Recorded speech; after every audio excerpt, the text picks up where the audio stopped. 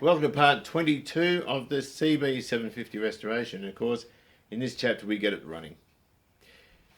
Not that well, but we get it running. It's like the XL all over again. Lovely and quiet, but we've got a cylinder that's out, so hope you enjoy. Right. My son showed me Macca's, I don't normally eat it. Kickstarter is looking pretty good, but it's also in need of some love. It's got surface rust on it, sort of thing. I need to pop out this little E-clip from underneath it and then get the pin out. Can I get that screw stick in there? As I can. I'm just going to flick it out with a finger over it to catch it, because it will bounce from here into Egypt if you're not very careful. So we need to get that out. This is going to be rusty, so I'm going to hit it with a soft hammer like that. There'll be a spring and a ball detent behind it. I'm just going to grab some pliers. I'll just lube it up, pretty it up, and just stick it back on, because I intend to use this in a moment. There's going to be a ball or something in here. There's the ball there. The ball will have a spring on it. Behind it, the spring's in there. It's a very small spring. And we can fish that out with a dentist tool. There it is there. Just going to clean this stuff up and re-lube it and put it back together. Scotch-Brite, yes, you never see that stuff on this channel, do you? I love it. I love the stuff. That'll naturally be a rust retardant in there anyway, because it's going to have grease there. But things like this will come straight off. Like that. And you know what? I'll just like lick over it with a tiny bit of clear when I'm finished. And it'll be fine. It won't give me any grief. These sorts of things, look, I probably should have plated it, but I didn't. So, I don't think it matters much. This is dead easy to take off and get redone later. I don't know if it's chrome or not. This looks like shiny zinc to me, but it doesn't matter. It's all good. It's cleaning up all right. This is the medium Scotch-Brite, so it's reasonably rough, great for removing rust. But what it's done is it's also scratched up the shank of this Kickstarter, which doesn't worry me at all. I'm effectively just going up and down it and wiping a grain into it, if you know what I mean. I'll just throw a little bit of clear on there. And it's not, it's not chrome finished. I should have had it finished and taken that off. But you know what? I didn't think of it. I forgot. And it's all right. One bolt gets this thing off. I modified the choke cable bracket. This is quite long, this replacement cable. It's a bit longer than the original one was. So, you know what? Beggars can't be choosers. So I'm just going to go with it. And I'm going to pull the choke on a bit and get that cable in there. And then close underneath that clamp. And that should be round about kind of good there. There's something here which will allow you to take some of the slack out, which the original one didn't have. So that's starting to activate there. That's going to put down the bottom of that onto the ferrule, which will therefore grab it reasonably tightly. And then I want to lock that lock nut up, which should only be 8mm. But before I do that, I just want to check that these are working. Which they are, which are dandy. That's cool. I should get a selfie stick. So there's an aftermarket one. I turned it around because it was upside down, so I've modified the thread on it so it will go in the flat part, if you know what I mean. I've sort of jammed it in. So we just pull it on. As I said, that ring there can be undone. Sorry, there's a ring under here, which can be undone. So it'll just come straight off. But if you tighten that up, it creates drag, so you can leave the choke on. And therefore, have a motorcycle that'll run when it's stone cold. Whoops. So I'm happy with that. Right, so I guess on the shank of this, can't put too much on because the moment you pop it in that hole there, it is going to just stay on the outside. So I guess to counter that, we will pop it in there, just in there. You can be quite untidy about this, doesn't really matter that much.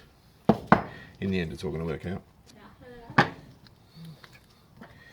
Right, maybe if we put the ball there. Stay there, you bastard. Oh, I'm going to get that in. There we go. Right, so that looks like it may have been successful. And it's going to give it a knock. There we go. Lovely. I'll kick myself if I got this wrong, actually. No, I'm fairly sure that's correct. I'm just going to check against the bike, just a moment. Right, well, moment of truth. So we've got oil pressure gauge strapped up there. So we can see that. We're just going to take these out. Just to stop any creepy crawlers getting up there. This thing's likely to be very noisy.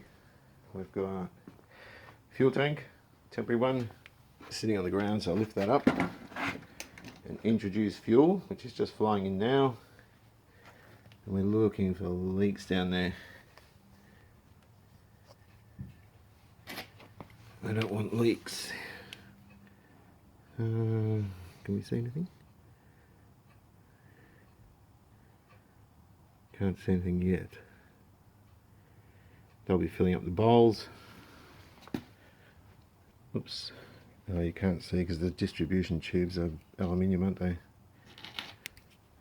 We've got a temporary throttle, and we're not going to see any action in those transfer tubes there because obviously the diaphragm's had it and I haven't got the new one yet. So we can get to that diaphragm, you can see it just there, right in there. So it looks like we've got fuel in there. I know we've got spark, so I reckon it might be time to give it a go, hey? I still got a problem with the starter solenoid, so I'm just going to be hitting the battery with its starter cable. Right, well, I haven't squirted any fuel into the intake or the carburetors or the cylinders, so it's dry. Give him some choke, and we'll go for broke, eh? That's the best way to do this. Maybe we'll do it on this side. There's the cable, there's the cable. All right, run. Let's go.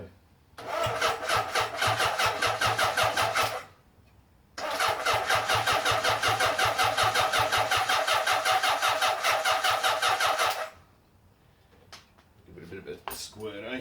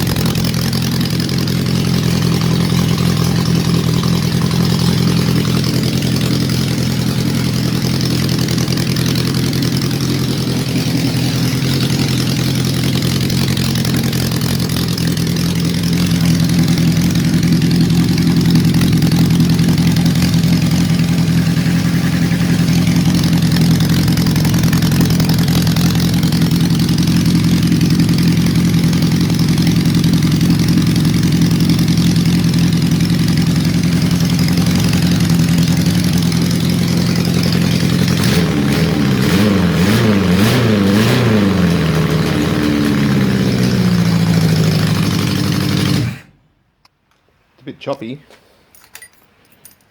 but we've got a running engine, so that's overall pretty good.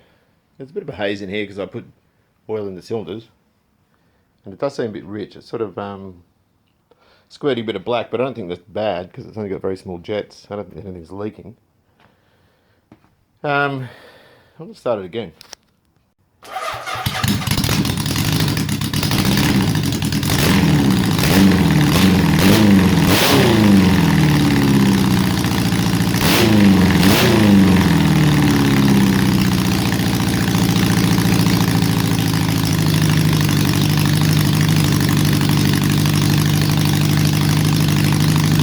in itself is really, really quiet.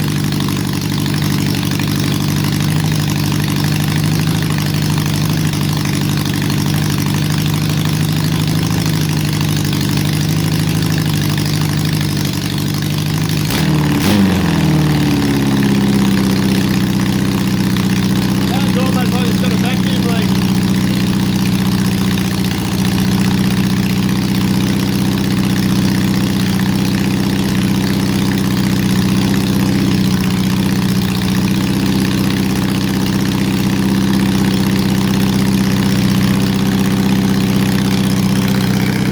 Sounds like it's got a vacuum leak. We won't know until we've got something a bit quieter on.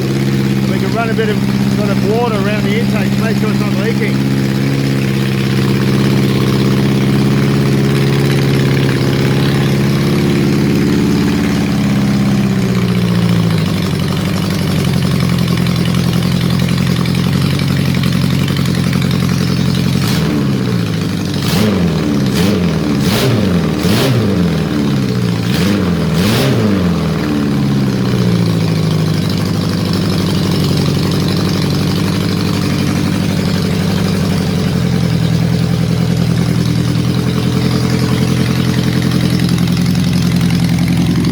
I don't know if you can hear the engine, but it's really quiet. Great, so open the doors.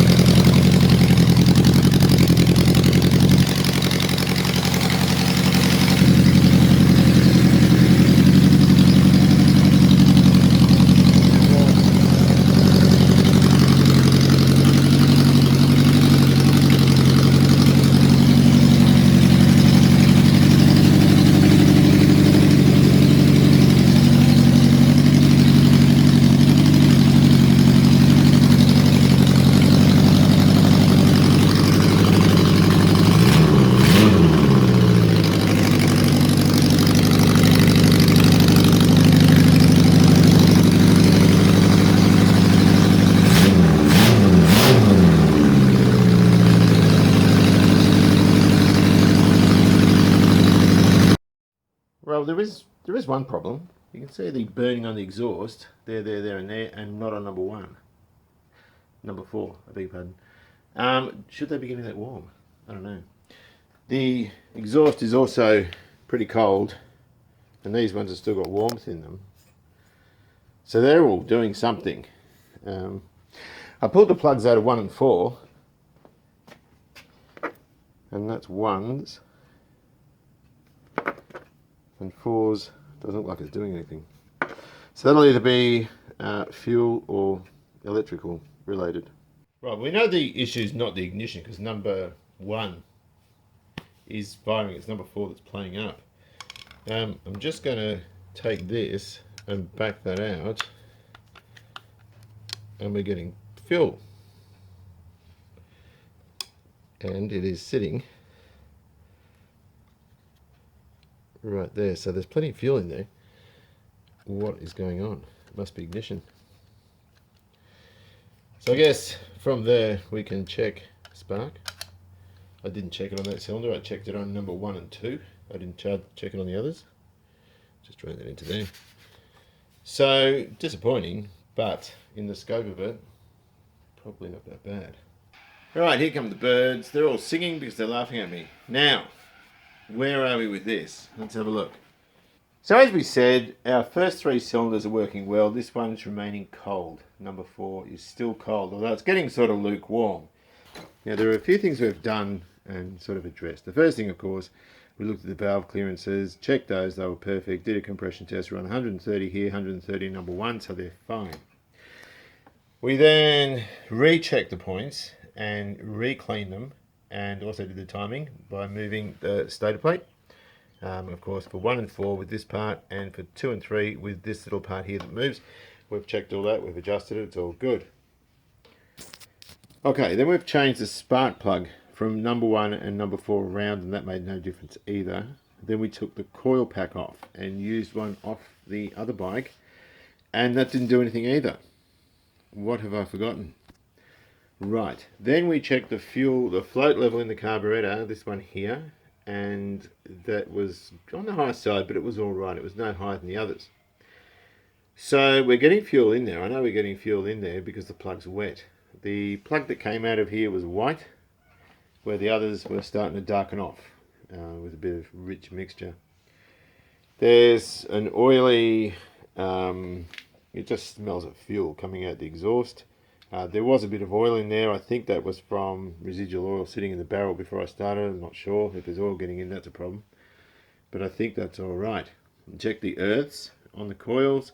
Check the continuity between the point wires, the yellow and the blue one, and up around here on the coils. And we're good there too. We did a stationary spark test and we're also good. So, before you leave a comment, think about it and get back to me because it has me a little bit baffled. The only thing I can see that might have been wrong was, if I can find it, this idle jet. Now that's out of number 4, that's out of the faulty one.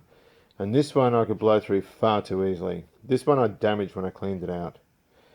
The others weren't too bad.